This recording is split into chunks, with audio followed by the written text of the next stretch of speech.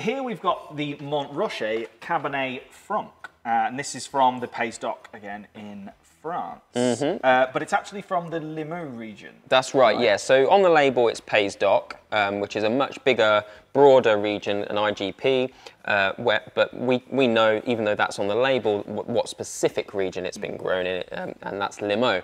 Limoux, a tiny little region in the south of France.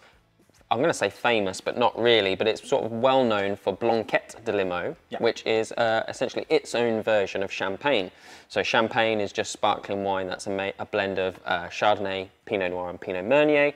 Down in Limoux, they make their own sparkling wine in the exact same traditional method, also with Chardonnay, Pinot Noir, Pinot Meunier, but they will also use their own native grapes as well in there.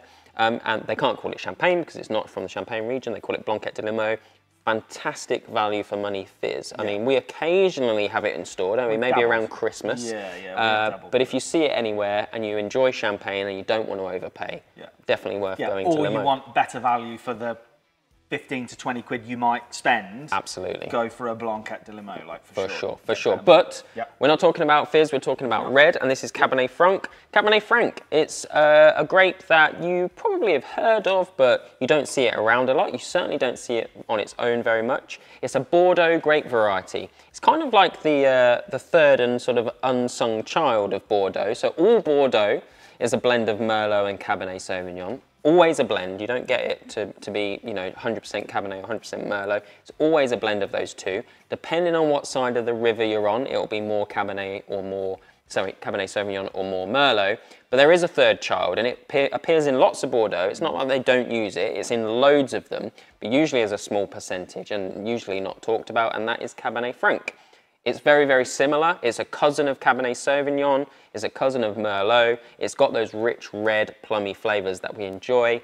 It's got a spice to it, though. It's got a twist, a pepper, a spice, a herb, something a bit more savoury, I would say, going on. And they put it into Bordeaux to add that savoury flavour. Yeah, there's almost like it is spice, but it's like a spiced, perfumey style kick in there, you know. And this is another French grape, isn't it, that like the South Africans have taken, and you know, you might see this pumped out in South Africa more than necessarily you would here from France. Yeah, single variety Cabernet Franc is fairly rare in France now. You know, you just see it blended in Bordeaux, apart from what we've got set in front of us. But if you enjoy this and you want to explore more, South Africa do a cracking job. Now, I would say, I mean, this is 13%.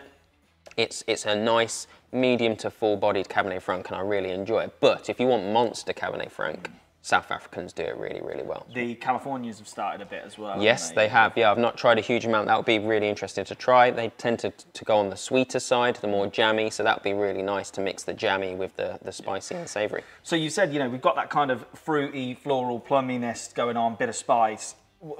Food here, you know, it's you know, there's quite a bit going on. What are we eating with it? It's one of my favourite barbecue wines, one of my favourite barbecue reds. You know, you've got all the rich fruit flavours that you're going to want to stand out over some red meat or some, you know, rich sauces or anything like that you're marinating with. The spiciness just naturally goes well with, you know, those slightly more spicy barbecue things. And I'm only talking, you know, skewers with peppers and stuff like that. I'm not talking hot sauce territory. But yeah, it's a really nice savoury pair. For the vegetarians or vegans, there is a vegetable quality to this wine in that savouriness. And again, it's one of my favourite recommendations for veggies and vegans who are barbecuing or just, you know, just cooking at home. It's got the same sort of flavour profiles as a really good vegetable dish for me. Nice.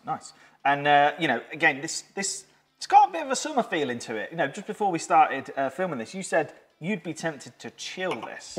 What about when it comes to chilling reds? You know, why do you think this one would work just slightly chilled? Well, it's only 13%, and actually it was a little bit lighter than I expected it to be. And I think that's because I've been trying some Cab Franc monsters from South Africa most recently, and they are beasts. And they don't suit being chilled, because if you chill down a high percentage alcohol red wine, all you're left with is less flavour and more alcohol, and it's just burn.